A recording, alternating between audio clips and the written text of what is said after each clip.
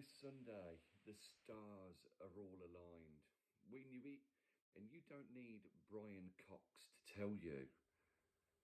But fate has a way of working itself out, and that Cam, the playmaker who really elevated his team to another level, is surely going to clinch the title. You can see it now. 93rd minute, Jack Grealish absolutely clattered by Tyrone Mings. Through ball up to Philip Coutinho, who slots home the winner. He slips it in to the bottom corner. The Villa fans go wild. Jackie G cries, "Go and put your bets on. Go and put your bets on." This is Talk of the Trinity.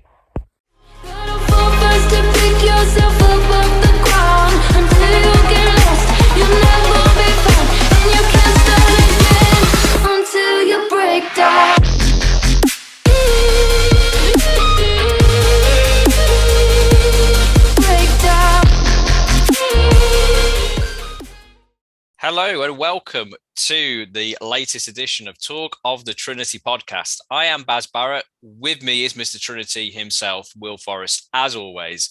But we have to start with some sad news that this is the last preview episode of the year because we've reached the end of the season.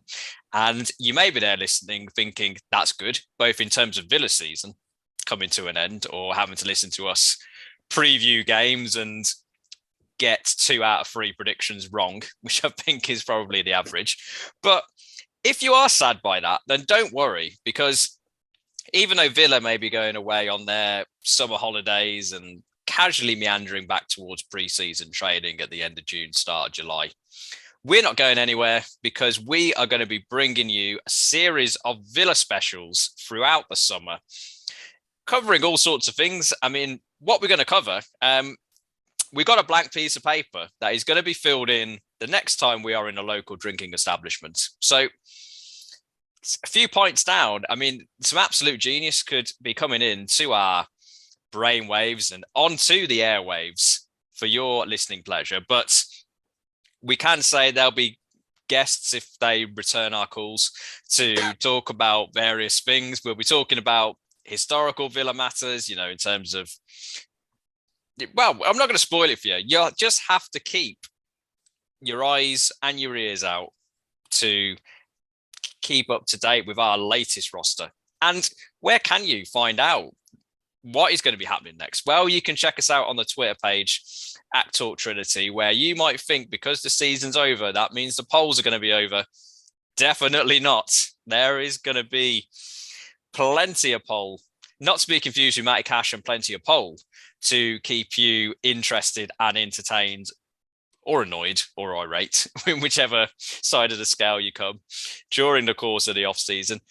There's also our YouTube channel, Talk of the Trinity, where you can check out all of our historic episodes during the course of this season. You know, if there was a particular game you want to reminisce about, then you can pull it up in the back catalogue. We've also got historic interviews with current fans, I should say. Well, there may be so there may be disappointed by the season, and they're like, "Oh, fuck that shit." Yeah, they're gone over. We got interviews with fans from other clubs. I think it's safe to say, despite some uncertainty, if we can call it that, I think all of the fans, actually, no, it's not true. I was going to say all the fans we interviewed, none of the clubs went down. And now I've remembered Watford. So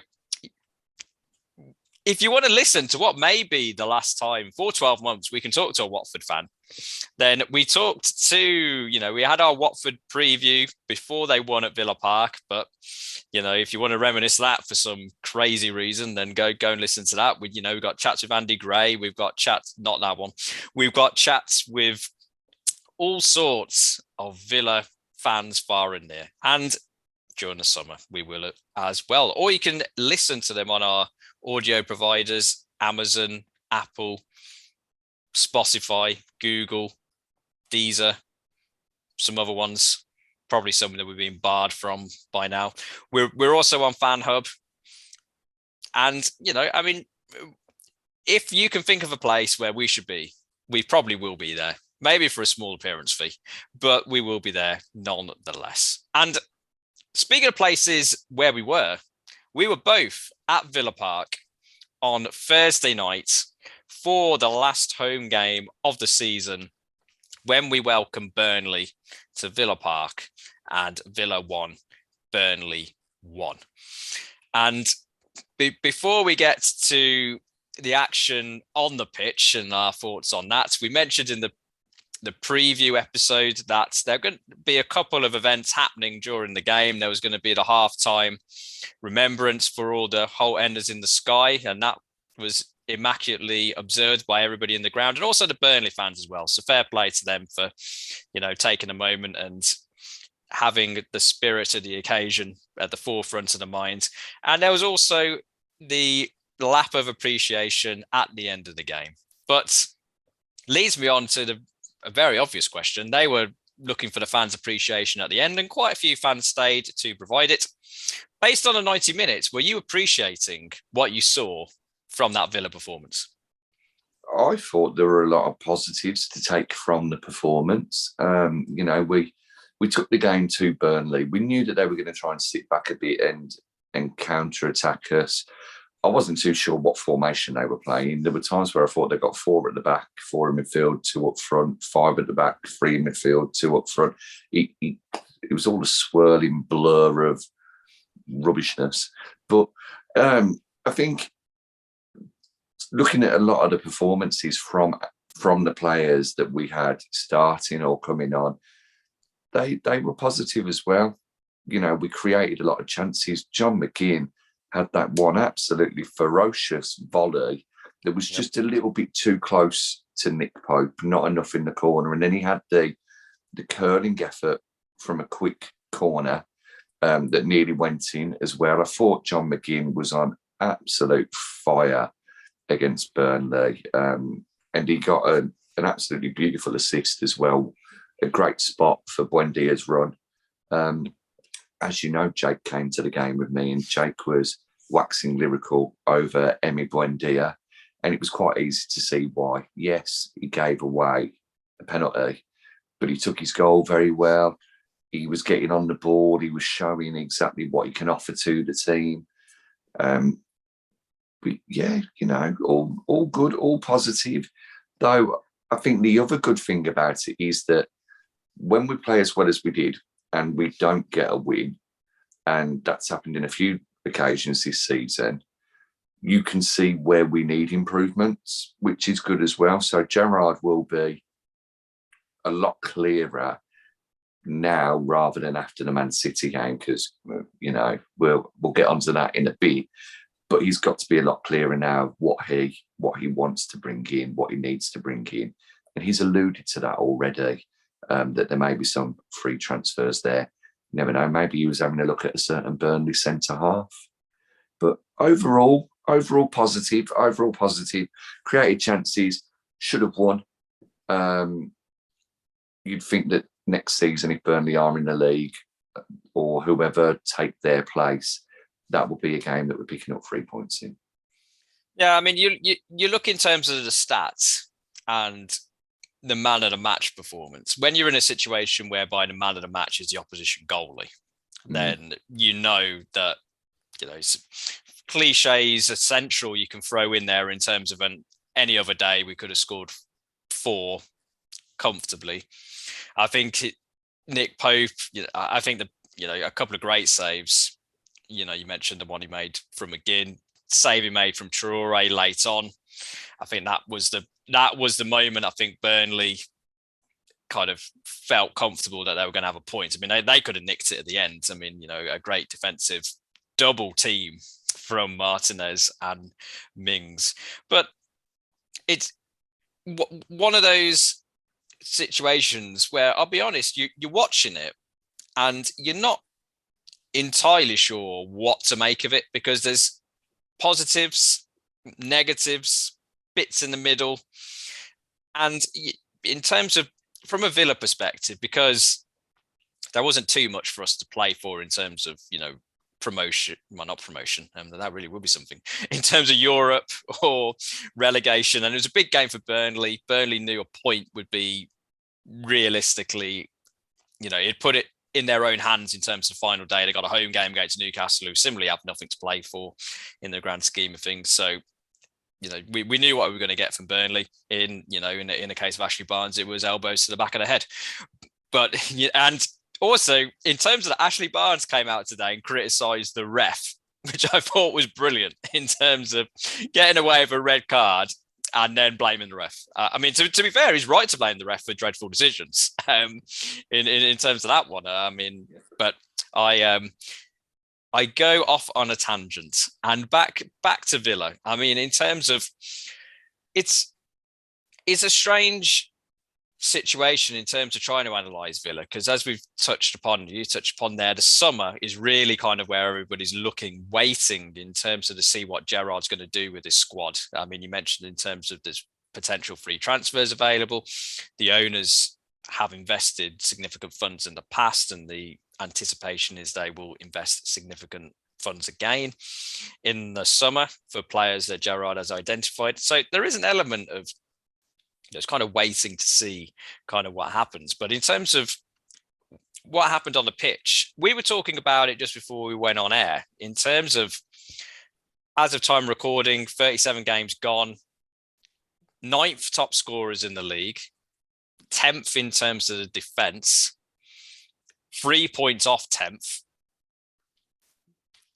That's kind of where we are, really, in terms of, and we touched upon it before, we're kind of, and I think Gerrard has over the last few games said, up until you're creating chances, but, it's doing it consistently. I mean, we talked, it's 6 points off 8th with Wolves at time of recording. Just a couple of results here and there. I mean, you mentioned it when we were off air. 2 results against Wolves. There's your here and there. So if you're in the glass half full camp of this team isn't a million miles away from Europe, I mean, in terms of West Ham, I think I'm just glancing over at the league table here because we're not that far away from West Ham. 11 points away from West Ham in 7th, who are currently lined up to take that Europa Conference League spot possibly, but I know there's permutations in terms of they might get Europa League depending on some other matters, and they could even come 6th, which would qualify them outright, depending on what Man United do on the last day. But it's not a million miles away, and I think that's in terms of you can watch a game and be positive in terms of got the performances. Obviously, I'm going to agree. I thought McGinn was Villa's best player on Thursday. You've got Brundia. I think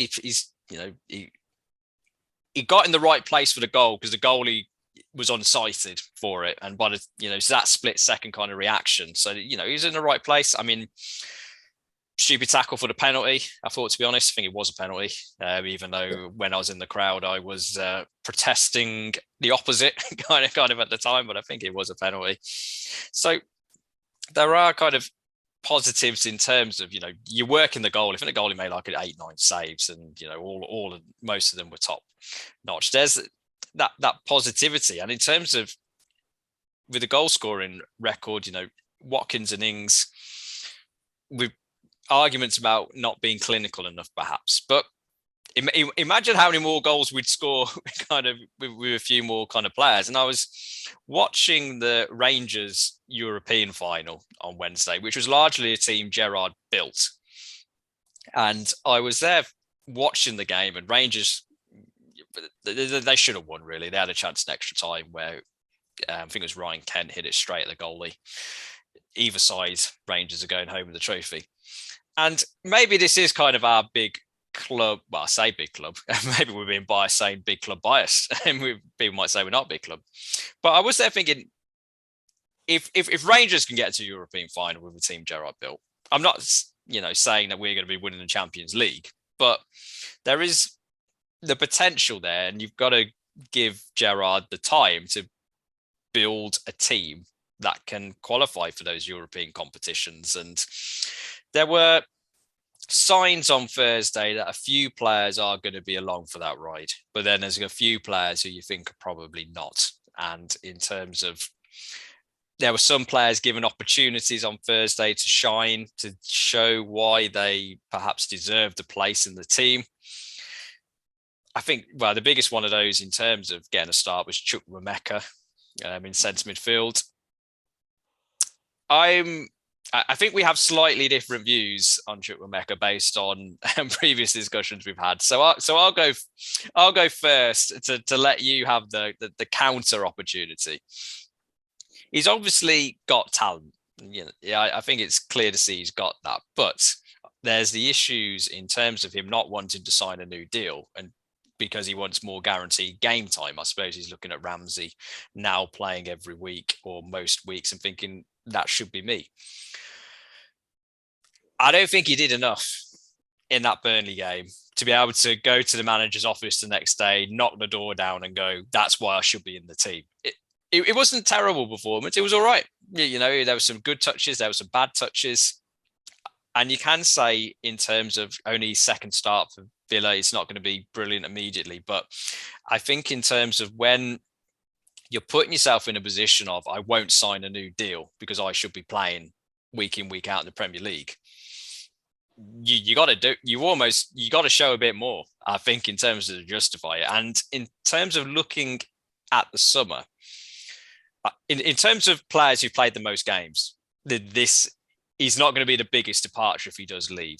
But I think in terms of, I can see him going in the summer because I can see Gerrard thinking, there's players who we've already got who are ahead of you in the pecking order. There's players I can go and get who are better than you.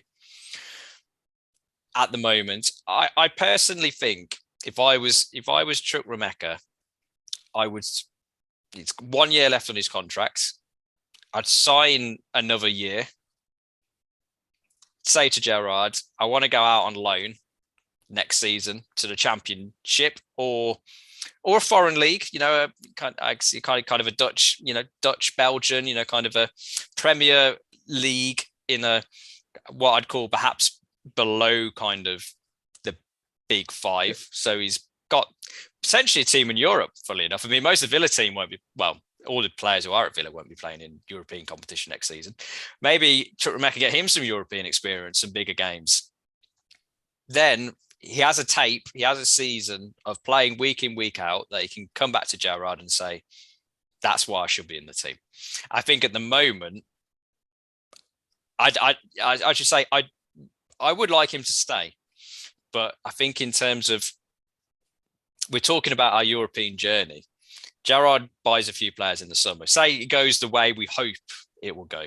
Few players in the summer, whether it's next season or the season after, qualification for Europe. We're playing in those big European nights. If Chukwuemeka's not there because he didn't want to stay, then I think there's going to be looking back with a tinge of, kind of, oh, that's sad, but not regret in terms of we should have broke the bank for him. What are your thoughts on the Chukwuemeka situation and how he played on Thursday? He was much better than McGinn. Not quite as good as Danny Ings, but there we go. No, in the pre-match warm-up. throughout. No, I thought he did okay. He wanted the ball. He looked confident getting on the ball as well. He tried to get forward. I think had the opportunity that came his way in the first couple of minutes, had he connected with that, whether he'd have scored or had his effort saved, I think that would have really boosted him. Yep. He tried to do one or two tricks which probably didn't need to be done at times, and they failed miserably like a Brummy magician. But, there's definitely potential there. And I think the difference between him and Ramsey is that Ramsey was given a lot of opportunities under Dino once he'd actually said, okay, but I'm going to start playing you quite a bit now. He had a run of games. He played the one against Wolves, didn't really get loads of opportunities after that, but then started to. Chukwuemeka hasn't had that yet. So who's to say that if he came in at the start of next season and played the first 10 games, that he wouldn't be someone that we were all going, yep, he needs to carry on playing. He's proved himself. However, surprisingly, I completely agree with you in the fact that he should sign a new contract. They should offer him the 15, 20 grand a week, whatever it is, just to pen him down. Make sure that he signs a year with a year's option, or a couple of years with a year's option. You know, put in a ridiculous release clause, maybe, if you absolutely have to. But say to him, look, this first season, you want more game time. I can't promise you that at the moment. Let's see how pre-season goes. If it doesn't go well, then we're going to loan you out. And as you say, either a championship team or his style may be better suited to one of those European sides. As you mentioned, the championship would definitely toughen him up. And if he could go to somewhere like Ryan Lowe's Preston, that may be beneficial. We've seen the impact that Archer had there because of the faith that Lowe showed in him. You'd want him to be in one of the top half teams to be playing better football.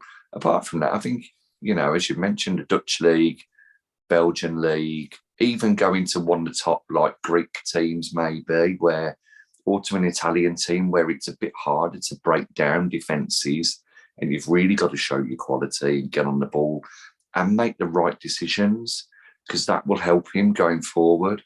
You know, maybe a French or a Spanish. He could go to any of them, to be fair. He wouldn't, I don't think that, you know, Bayern Munich or Real Madrid are going to be knocking down the door asking for him on loan. But if he went to an Osasuna or a Wolfsburg, or, you know, a Freiburg, someone like that, maybe a Nantes, that could be good experience for him also, because he'd be playing most weeks again, you'd hope. But if he's not willing to do that, and someone comes along and says, here's 15 million, take the money and run. You know, if he doesn't want to be here and he doesn't want to be part of the project and he can't see what we're trying to achieve, then let him go. There's plenty of other youngsters who are coming through that Gerrard's impressed with. O'Reilly, we know that he is. There's links to 15, 16-year-olds from other teams as well that they're impressed with. And, you know, if he doesn't want to be there, then you don't want a player not embracing the culture that the new manager, because he is still the new manager, is trying to bring to the club. You know, there's another club that would be better suited to him, but I think that we would probably find that he'd be more Callum O'Hare than Jude Bellingham if he did leave, without being disrespectful to Callum O'Hare. He's done fantastically for Coventry. But you look at a Jude Bellingham going to Dortmund and wow. Yeah, I mean, Bellingham had played 30-odd games for Blues before he left. Yeah. So he'd proved himself. I mean, I suppose what may sum up the question, I mean, we're assuming that there's going to be transfers coming in during the summer, probably in that midfield area. Maybe defensive midfielder might be first choice, but probably you would not be shocked if there was another kind of more advanced midfielder came in, especially maybe if some other departures happen. But if that doesn't happen, and we have the same midfield players as we do now for the first game of next season, in terms of your pecking order for selection, who is higher, Chukwuemeka or Sanson? Oh, that's a quick. Sanson would be higher, not just because I've got that Sanson-shaped bongo drum that I've been banging about. I'm glad you put drum at the end of that. He's a good player. He's showed that he's a good player. He just hasn't been given the opportunities that others had. Maybe that's because he's not doing it in training. And we know that Gerrard is rewarding players based upon their training efforts. But Sanson definitely, because I think he can play a number of positions in midfield. He can play the McGinn number 8 position. He could play a little bit further forward. He could play the holding position as well.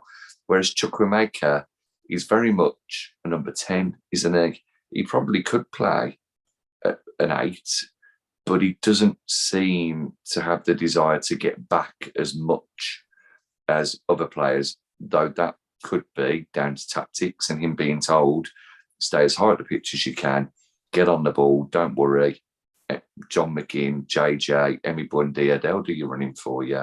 Just make sure that when you get the ball, you make the right choices. But for me, it'd be Sanson, though neither of them would be in my starting midfield at the moment. No, and I think that's ultimately the issue for Chukwuemeka and where he's got to make his decision in terms of he's probably for Villa next season. He's day one. He's probably not going to be first choice, and the question is whether he wants to look at it in terms of a 4 years, maybe 5 years is a bit much, kind of expecting him not to play every week, but see it as a 3-4 year project, or whether he wants it all next season. And that's ultimately the question. If he wants it all next season, then, you know, sadly for me, because I'd like him to stay, I think he's got potential, but, you know, I think it would be a ruthless decision, but Gerrard has been brought in to make ruthless decisions. He's intimated, as you mentioned, in terms of a pre-match interview, that he's looking at the spine of the team in particular to improve. Got to be ruthless in this game. And speaking of the spine of the team, I'm going to flip kind of to, you know, a more positive prediction in terms of a player who played on Thursday night, who he's not played every week, but is, funnily enough, he's probably played when we thought he wouldn't play, and then not played when we thought he would play, kind of most of the time. But Calum Chambers, centre-back, Thursday night, because Konza injured, assuming, you know, kind of out for most of pre-season as well, Konza, or at least the start of it. Talking about my fabled team for the first day of the season, out of the 3 centre-backs, well, we'll include all 4, Mings, Konza, Chambers, and Courtney Hawes. I say Chambers has got the best chance of being on the starting 11 team sheet on the first day of next season. I mean, ignoring the even trying to take into fact, we're going to be bringing a centre back in. I can see Chambers being first choice next season. Is that me being giddily optimistic based on I thought he played well against Burnley on Thursday? Is that me getting carried away, or is Chambers' role next season going to be like it was since he's joined, which is, you know, a squad player, play a few games, can't expect to play every week? I'm going to take you back, first of all, to an episode that we did, which you'll be able to find on Spotify, Apple, or on YouTube, in which we had a roundtable discussion with other villains who have been on the show before. And it was mentioned by somebody who maybe isn't all that clued up on football that the signing of Chambers came like a cream egg out of the sky. Now, I think the bloke's clued up on football, and I think it was a fair analogy at the time. You mentioned he was like a comet from the sky, and I think, in fairness, he has been more like a comet when he's played in the team. I think Calum Chambers has been an absolutely fantastic signing for us. He's definitely up there with the Dean and Coutinho signings of this season and the Buendia signings, you know. And when he's come in, first 2 starts aside, Newcastle and Watford, he hasn't let us down. He gave away that silly foul against Newcastle. And he also, in my opinion, was at fault in the build-up to the Watford goal. It was. I mean, Newcastle, I don't think we should have played him in that no, game. Too soon. Yeah, and also we knew what Newcastle were going to do. Chris Wood up front. You don't want that as your first game. I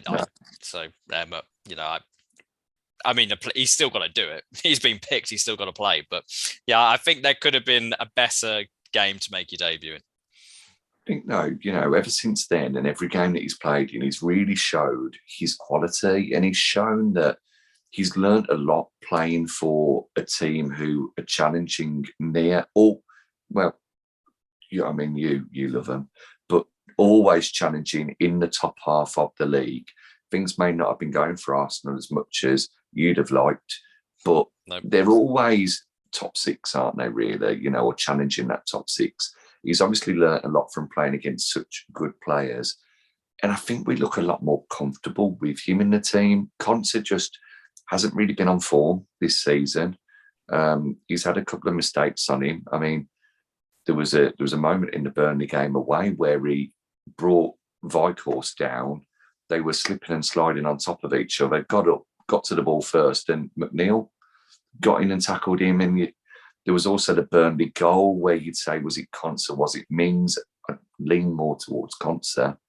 But Chambers has definitely come in, and he's looked like a solid, dependable player. And to be one of the teams up in the top half of the league and challenging for the top six, you don't need elite players in every position, though it does help when you look at the likes of Man City and Liverpool and Chelsea as well.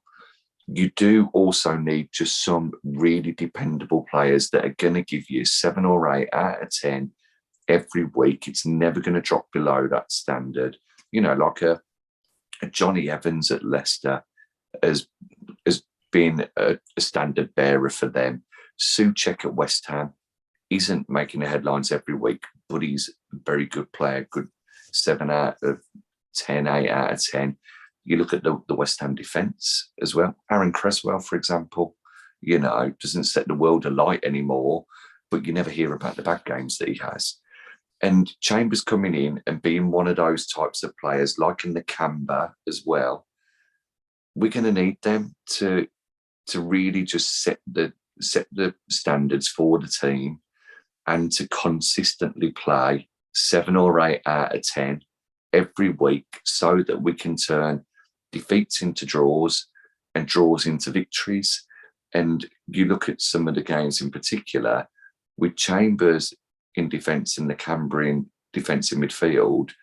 I can't remember whether the Camber played now, but would we have seen out a draw against Wolves, or would we have seen out a victory there? With those two in the team playing against Man United at home, would we have gone on to win the game? I mean, we talk about fine margins and whatnot, and the 6 points that you alluded to at the start. Man United is a game where we should have only let 1 goal in because of the fumble, unfortunately. But it's those sort of 7 out of 10 performances, 8 out of 10 performances that will give us the little bit extra that we need to get 6 more points on the board. And then you bring in some elite or better standard of players around them, and that adds another 6 to 10 points on the board. We saw that with Martinez last season. He got us at least 10 points on his own in some games. Brighton away, where we drew 0-0, and Wolves away, where we won 1-0. So, yeah, I mean, for me, Calum Chambers would probably be the first defender on the team sheet from a centre-back point of view, maybe even just the first defender on the team sheet, because you don't know whether he's going to bring people in to challenge Cash and Din, but Chambers gets in over Mings and Konsa at the moment for me, and Courtney Hawes, who I don't think will be here anyway.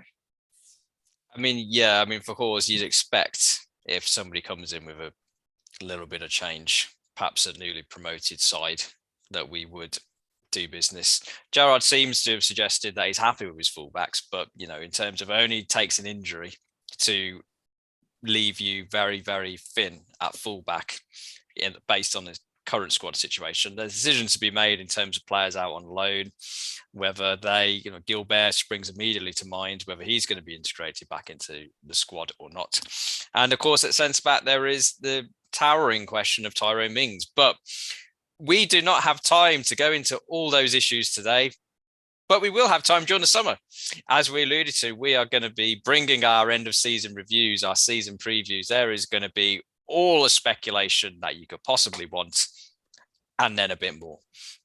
And speaking of more mindless speculation, that brings us on to our preview for the final game of the season, taking place at the Etihad Stadium Sunday afternoon, 4 p.m. Manchester City against Aston Villa. And the opportunity for Villa to be the ultimate party poopers, as Man City going for the title, knowing a win will cement their 4th title in 5 years. Whereas for Villa, a win and a series of favourable results going the other way in terms of involving 3 or 4 of the teams above us. Mass fans tell me that we could come 10th if everybody, in terms of, it does rely upon Palace losing, Newcastle, or Palace getting a Villa win, Palace draw, Newcastle draw, Brentford draw, Brighton loss, and we'd get 10th. Or all those teams losing. I was being nice, giving them points. So that is the giddy heights that we can aim for. I mean, man, you knock the 0 off, you get 1, and that's where City are going. All the talk, obviously, in terms of Gerrard and a result for Villa may open the door for Liverpool to win the league. I suppose we start briefly talking about our opposition, as we usually do for these previews. Man City. There's also, in terms of a certain player who left to win trophies, and this would be trophy number 1. The rise for sale. Man, what a hero. In terms of, to be fair, if Darius Vazel comes on the pitch at full time and lifts the trophy, I'd allow it, in terms of, I wouldn't let us lose, but, it was Vazel pushing everybody out of the way so he could come back. I mean, well, to be fair, he's got more claim of being a proper Man City player than, quite a few of the others in terms of, since they had their injection of cash, and we'll leave it at that. I mean, clubs having rich owners coming in and buying players, absolutely outrageous. You wouldn't catch us doing that. But Man City, any thoughts on Man City? Any comments, or do we get to skip to the good bit and talk about Villa some more? I mean, they're all right, aren't they? They're decent. They've got 1 or 2 good players that on their day could cause us some problems if the wind's blowing in the right direction. The hot dogs are at the right temperature, and you got enough light blue hats in the home end. But no, look, let's be honest with it all. Whilst I thought that this was going to be a title decider based upon my predictions this season at the end of every episode, it isn't. Not for us anyway. I thought it was going to be a clash between us and Man City. You've got Man City, and you look at the players that they've got at their disposal, and they're something special. And you realise that next season they've got this incredible force in Haaland joining them as well. The one area that they needed reimbursement, and they probably got the best, or one of the best young prospect strikers joining them. Not to forget, they've got another one in Julian Alvarez, who we wanted at the Villa as well, joining them, ready for next season. I appreciate he's back out on loan, but they're just so good, aren't they? I mean, I'll be honest, I thought Liverpool were going to win the league this season, but Manchester City just keep grinding out results and getting results all of the time. They just know how to win, don't they? And a lot of that is down to, obviously, Pep Guardiola and the mentality that the players have got. Some of them join and you think, oh, they're not much cop. 3 or 4 months later, and you're raving them as the greatest defender in the league who can play any number of positions. Yep. I'm talking to you, Dave Martinez, Dance Dave, in regards to Cancelo. But yeah, they're a fantastic football team, I mean, we'll throw some stats in now to lift the mood in terms of, this will be game number 44 between Villa and Man City in the Premier League. So maths fans will be able to deduce that at time recording, there have been 43 games between Man City and Villa in the Premier League.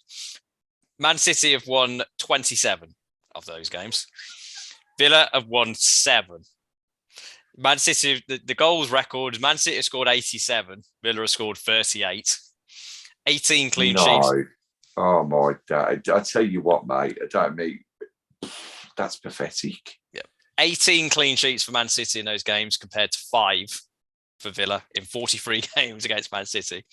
Man City have won 9 of their last 10 in the league against Villa. The 10th was a draw.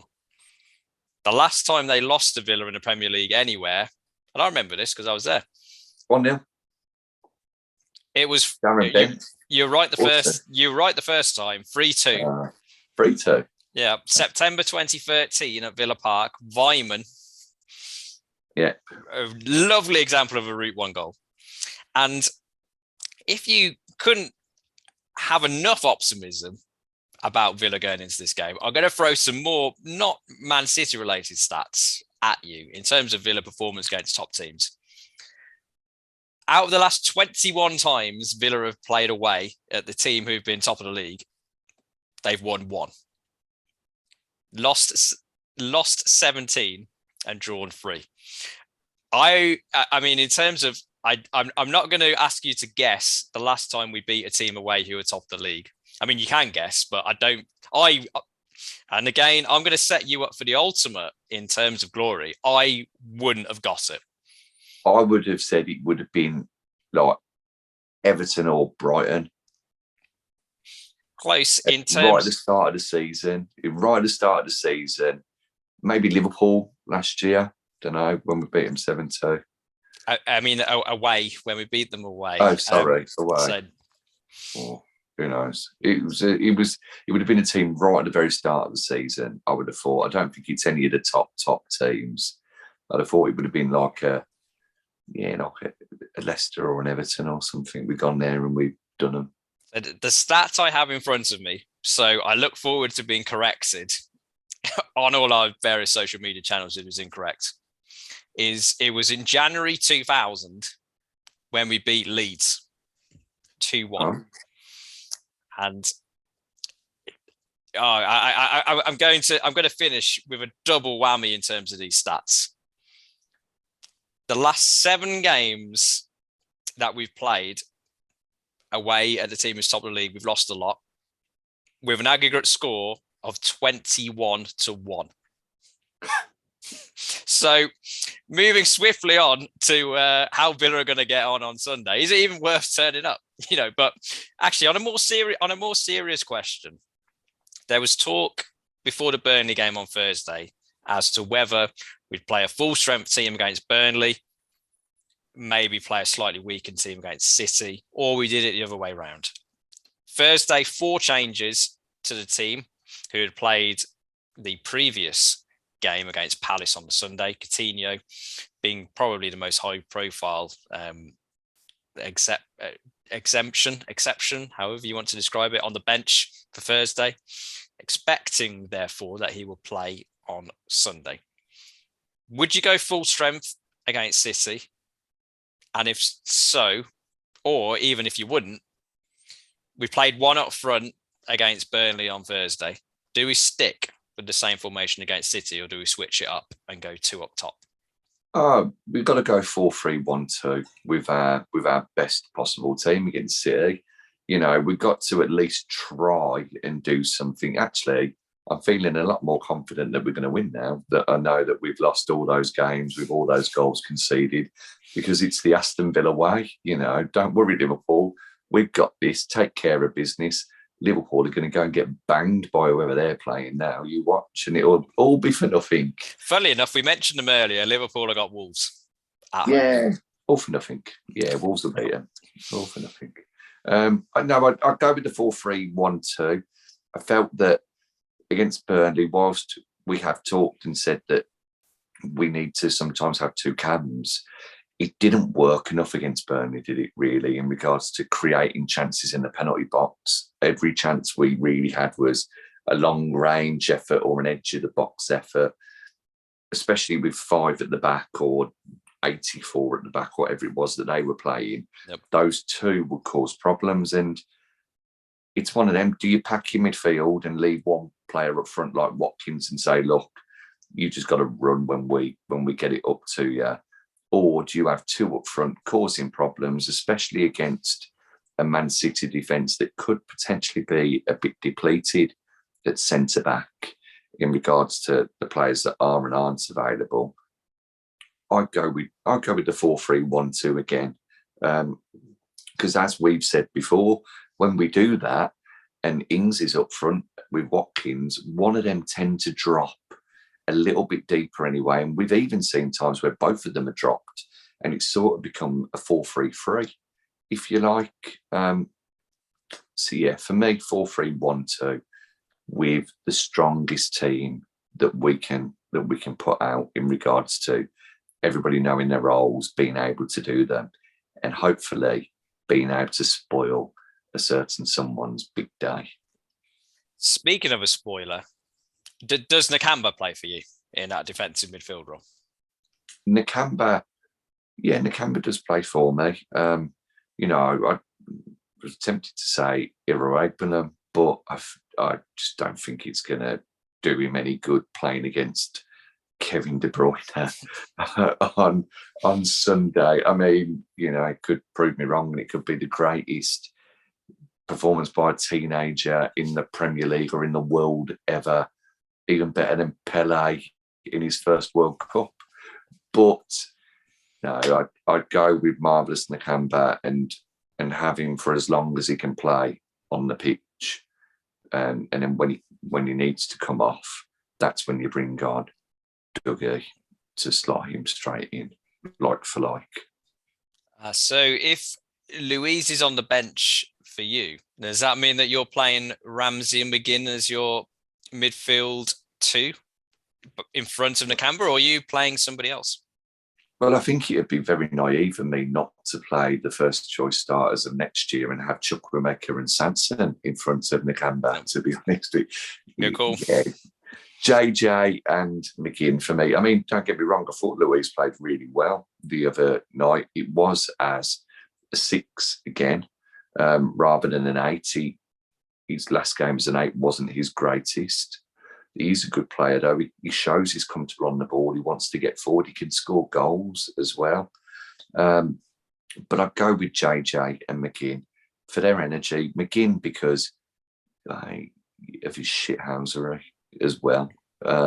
JJ doesn't mind that either. He's adapting that to his game as well. And I think that if you can get them both in, they can support the fullbacks, but also push forward. That will help us if we want to try and take the game to City and get a result against them, which you'd hope that Gerrard would want to do. He hasn't seemed to have any games where he's thought, right, we're going to sit back and that's it. We're going to hit them on the counter-attack, really, or we're not going to win this, so let's just sit back and try not to concede too many goals. You tend to find that Gerrard's a positive manager, and he wants to go out and test himself against the best because that's what he did as a player. And he wants to go toe-to-toe with these teams, and that beating Man City would mean so much more to him. And I don't think from a point of view in that he would probably guarantee Liverpool the league, but in the fact that it would show him just how good he can be when he gets everything right, and that his Villa team can challenge the status quo at the top of the league. Yep. I mean, in terms of, it would be the proverbial feather in the cap to go and get a result, because in terms of another stat to make you feel better, teams in the top 8 this season, 1 win. Well, Man U away. Yep. 1 draw. My maths tells me. Yep. And so maths fans will be able to tell you that's 2 defeats to Liverpool, 2 defeats to Chelsea, 2 defeats to Spurs, 2 defeats to Arsenal, 2 defeats to West Ham, and 2 defeats to Wolves, and 1 defeat to Man City so far. So it's all gearing towards a brilliant attacking performance to go and knock Man City off the perch. I mean, in terms of, for me, I agree with what you said. I mean, in terms of, I don't think we can go there and sit back and just try and defend for 9 minutes. In terms of, I think it's a combination. I think City are too good and we're not good enough, really, and especially in that midfield area. We need to try and, I would not necessarily take the game to them. I think we need to play sensible football, but we need not to pass up an opportunity to go forward when we can. And having 2 up front keeps the Man City defence honest, as you mentioned. I can see Ings and Watkins dropping back, kind of almost kind of behind one central striker, especially in a defensive formation when we haven't got the ball. But yeah, I mean, there's no point going in and parking the bus, I don't think. I mean, in terms of, you could play 5 at the back and then 5-4-1, and then, we could try and play spoiler.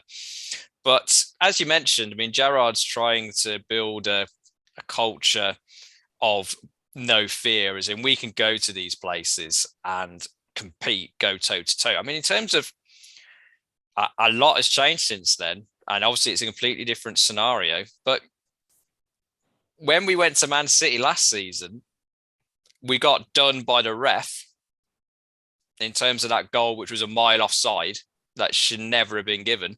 We were in the game and until then. Good performances. So I don't think it is a situation where we should go and roll over and sit on the side of the field when the trophy comes out and applauds. Because, these players on the Villa side, they got a point to prove. I mean, in terms of the Burnley review we were talking about, there's some players there thinking, oh, God, am I even going to be in the plans of the manager next season? So no better place to go and stand up and be Howard than putting a performance in a Man City. Defy history, in terms of Villa's recent history.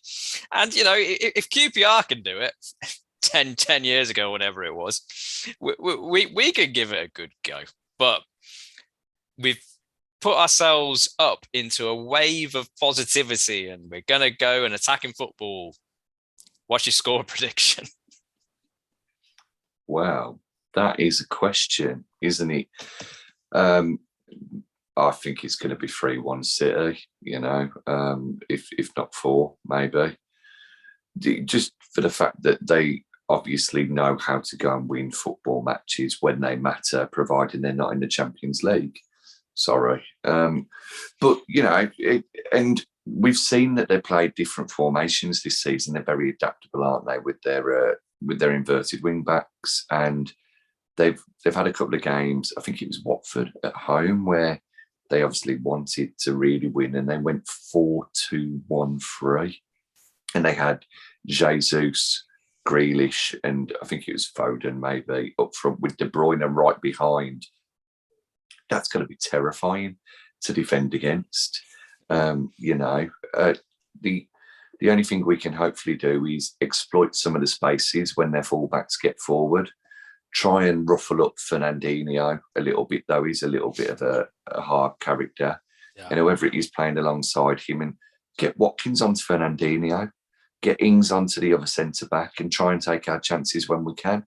Ederson, over the last few weeks, has had a couple of little wobbles in him.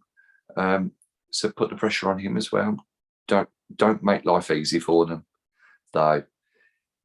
I still think they run out winners 3-1, regrettably. Yeah, I mean, I think in terms of for Villa to get a result, we do have to pull out the bag of football cliches. And if we keep it tight early on, if we bring the crowd into play for Man City, they're going to get a little restless, especially if there's news filtering through of Liverpool, if they're ahead at their game against Wolves and it's still 0-0 at the Etihad after an hour. Players, the nerves are on, the fans are nervous on the backs of the players. I mean, it's, just easy in terms of don't concede for an hour. Very easy for me to say that. But I think it's in terms of if Man City score early, then I think, it's kind of get the picnic chairs out, get the basket, kind of sit there and just take what's coming. But no, I think there's pride to play for.